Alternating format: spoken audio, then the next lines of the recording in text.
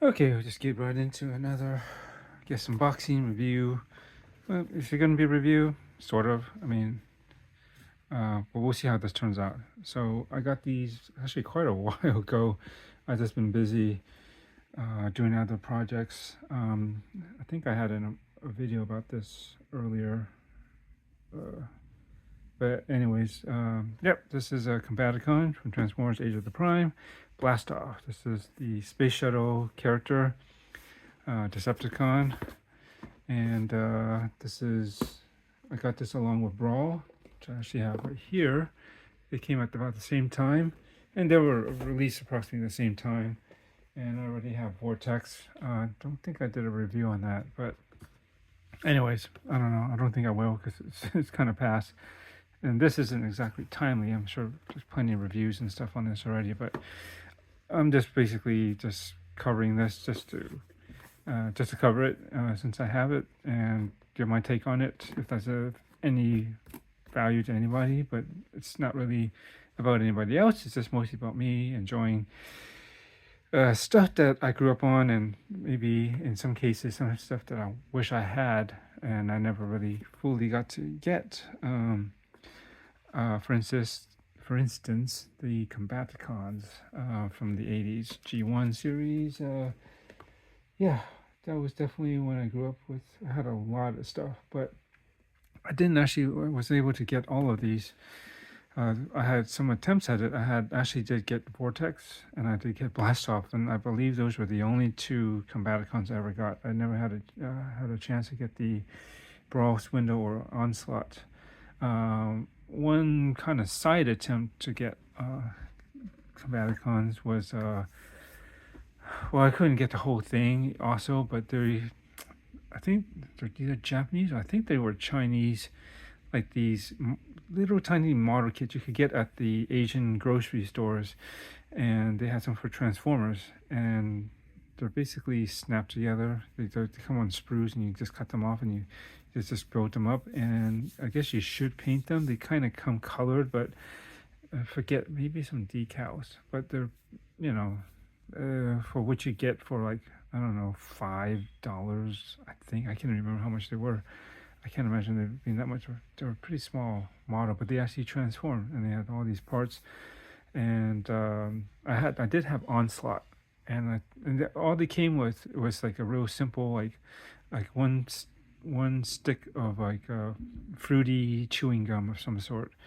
Yeah, and didn't last very long. Tasted good for the couple minutes, and then you just spit it out, and then you just that's all it is. I guess it's good to chew it and build a little model kit toy, and that was it. And now that they finally put these out, I think they had a Combiner Wars version, right, from earlier, if I'm not mistaken, like several years ago.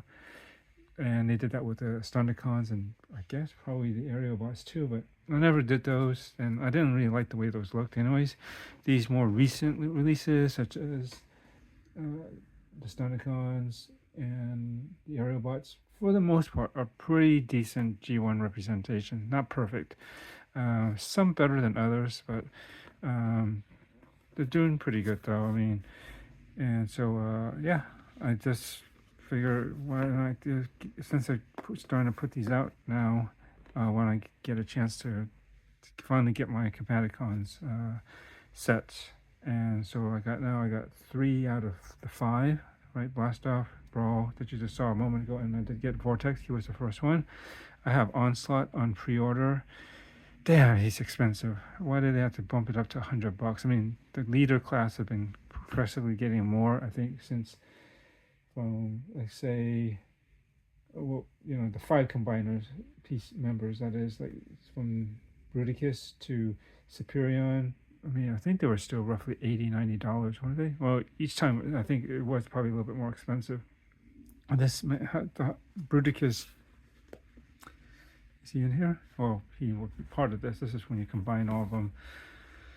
Yeah, $100, but I don't know. That's why that would probably be the last one I would get. I don't think I'm interested in any other combiners. Not the Predaking ones with those animals. Those are cool. I remember that from the 80s. Never had any of those either. and don't plan to get it. I don't really need that.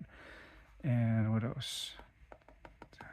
Are they called the rescue bots? I want to say that's what they're called because they're like basically emergency vehicles for the Autobots. That's right. He makes the Defensor, I believe his name was. They were light blue and white or something like that, and they were like fire truck, ambulance, probably some sort of helicopter, probably, and I don't remember the other two ones. But anyways, talking about this, I'm gonna open it up, and I'll probably just get into just showing it off.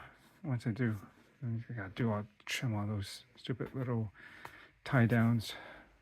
Okay, got him out the package, and here he is. He comes in robot form, obviously, from the earlier part of the video, and as you might know, this is where he comes in. Then I just transformed him into the Decepticon shuttle, and he looks cool. He looks pretty close to how I remember him. It looks fairly G1 accurate, which I love.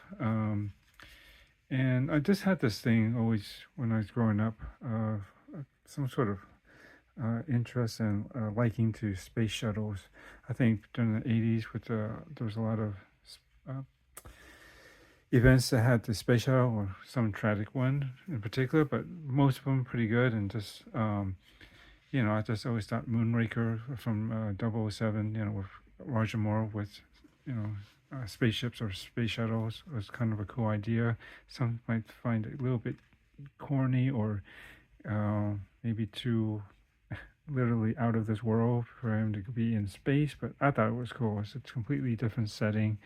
And back this up just a little bit. And what else? It's like him. I like also the other Decepticon, the triple changer, Astro Train.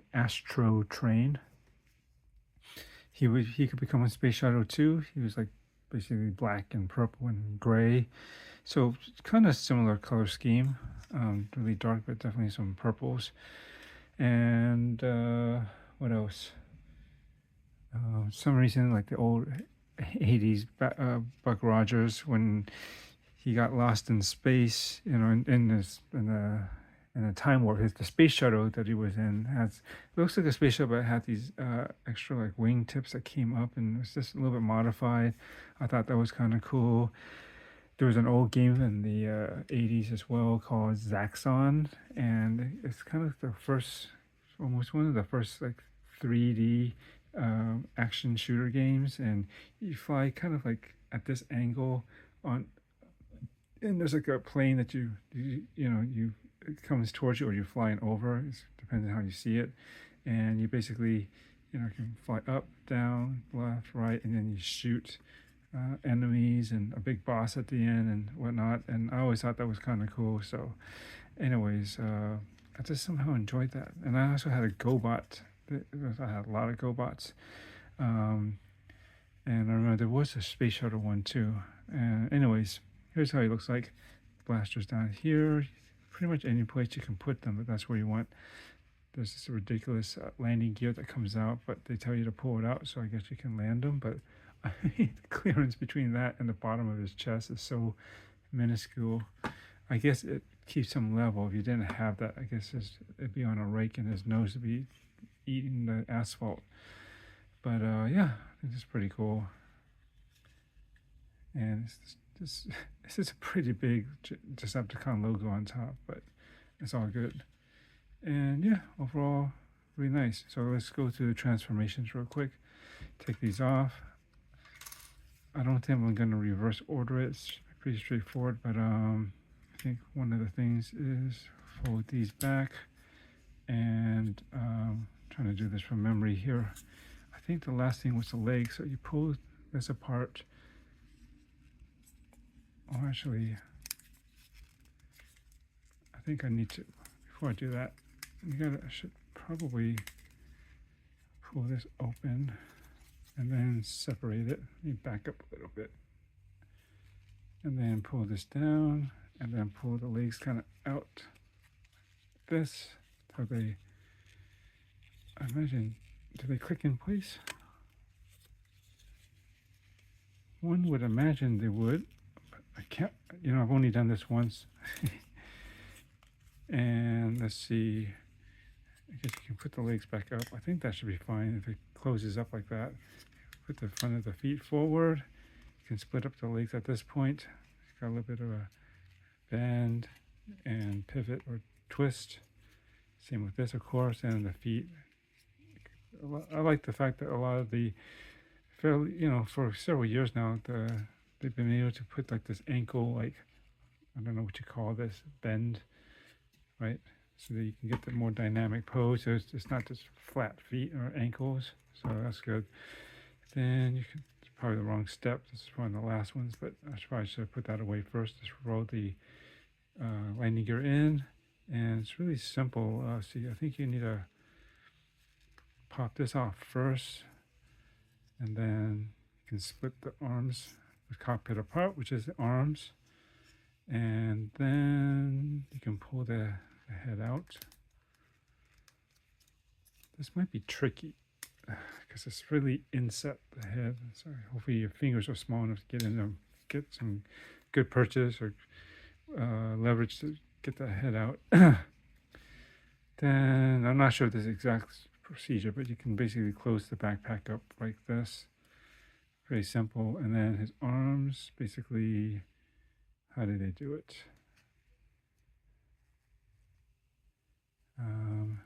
You can rotate them out back this way, and then you can move his arms down until they click to the side, just like that. It does have some waist articulation, rotation here, and it's pretty basic to rotate the hands out like that, and that's basically it. And I'll show it to you in a moment. I guess I'll hold him up like this so you can see him properly, not from the top of his head.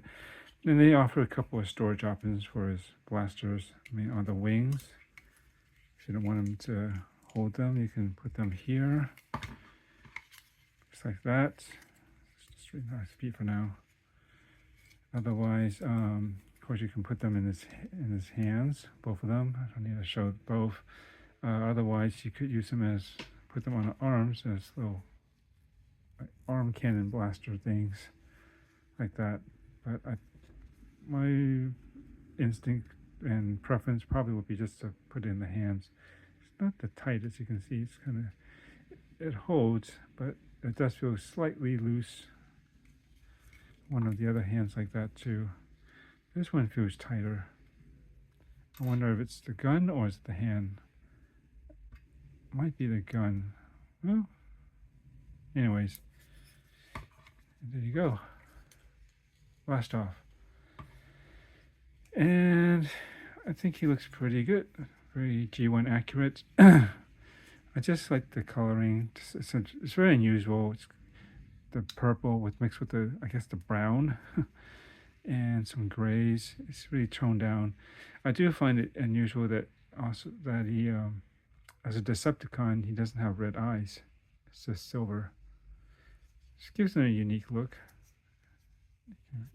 Work the arms like this, and yeah, pretty straightforward stuff. I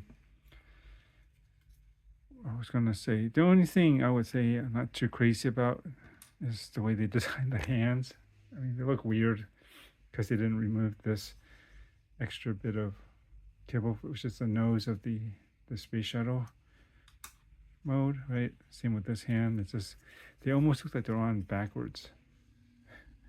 We think that, if anything, they would curve in this way more. Just shape-wise, that would just make more sense, right? Something, this is not right, this is upside down, but something that at least silhouette-wise, like curved inwards instead of curving outwards. And you expected to grip something. If they was able to open his hands, grip it, from this side, it's kind of weird, right? And I have to admit, also Vortex is sort of like that. He doesn't really, I don't think his hands show like this kind of awkwardness, but he just has this extra parts because his arms are made from partially, I think, the tail with a propeller end, if I'm not mistaken, and the other end is something else. Maybe it's the other part, but without all that. But there's basically a lot of extra stuff around the hand area, which I just wish there was a way they could address that better. Um, but it is what it is. But overall, pretty good. I think they did a good job at cleaning out the back. There's nothing that stands out as really looking too bad on the back side. Just the way it is, the the the vertical tail wing has to just kind of float back on one side, but that's okay. And in terms of like you know any glaring like hollow or open cavities, sometimes a lot of times they have those inside the part somewhere, either on the arms or a lot of times around the legs somewhere. And there is some, but I suppose compared to some other ones, this isn't that bad. It's kind of okay. So I guess that's it. Let me see if I can just pose some that. I get this at a lower angle so you can see just on see him standing on his own. I'm not exactly sure how I'm gonna pose him, but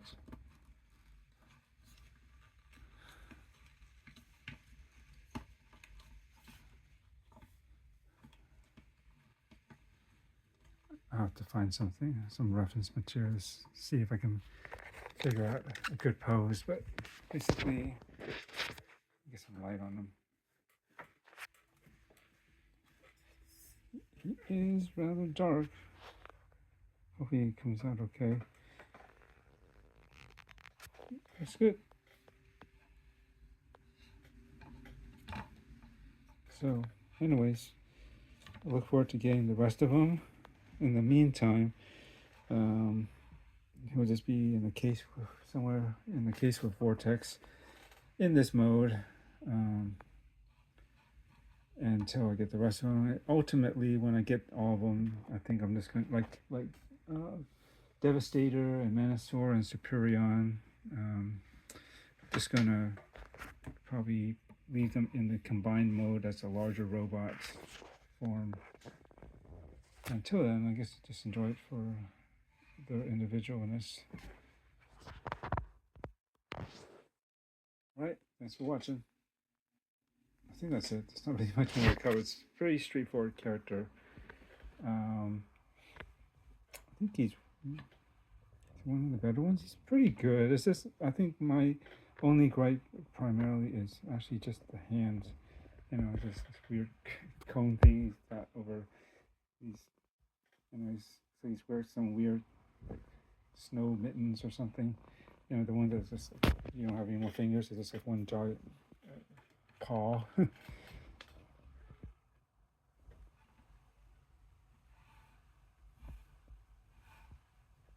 And there's some articulation, but not too, not a whole lot in the head. But yeah, he's very straightforward. You can see how fairly easy he was to transform. I don't think I need to show you how to transform him back into a space shuttle. It's not that hard, you stick the legs together, you open up the parts, you just kind of bend the legs in to compact them, fold out wings, the thrusters, whatever to get the form of the space shuttle out. The arms basically a couple of twisting motions, but basically they'll fold up to the top and you hide the head away and you close the cockpit, and before you know it, he's basically done, right? Which is good, easy to remember, and yep. I got no more words. Sorry, I wish there was more to say. I think if you're interested in the Combaticons, go for it. I think this may be one of the last best combiners that they're gonna put together. Hopefully, I have seen pictures of how of Onslaught and Swindle, and they look fine. And also the finished form, how they should look like when Bruticus. Overall, it looks pretty good. But like someone commented, perhaps the legs, at least from the waist down, seem maybe shorter than it should be, or maybe the arms seem a bit longer than they need to be. One or the other, or maybe a combination of both.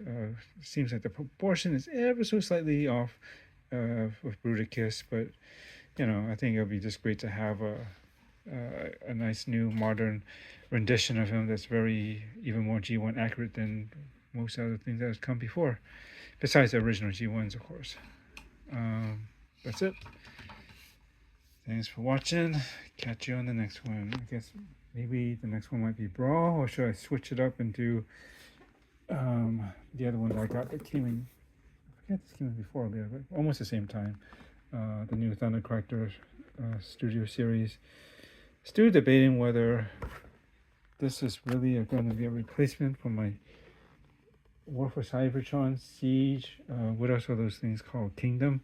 Well, they're all the same thing, right? They're just, I don't know why they have so many different series names that are associated with basically the same, the Decepticon Seeker mode. But I don't know, I really do like this because of how G1 cartoony it looks, especially around the legs. It's not perfect. There's that hollow bit in between the engines, which you can't really see here because of the shadow. And what else? There's one other thing. He seems like he could be a bit fiddly from what I've seen, how other people have handled him and try to transform him. Unfortunately, he's also still kind of a parts former, because to get this look, especially around the legs, you gotta clean it up. You gotta remove the tail fin parts, and then find there's a place to store it on the back. That's not particularly G1 accurate because they didn't have the rear wings stabilizers, whatever, on its back. They just kind of neatly disappeared in the show, the cartoon. But yeah, maybe I should keep these in robot mode and then keep the other ones, the Siege or the Kingdom or War for Cybertron, whatever you want to call it, keep those in maybe their vehicle modes, and that might justify having both. I shall see. Until then, yeah, we'll see what comes up next. Thanks for watching.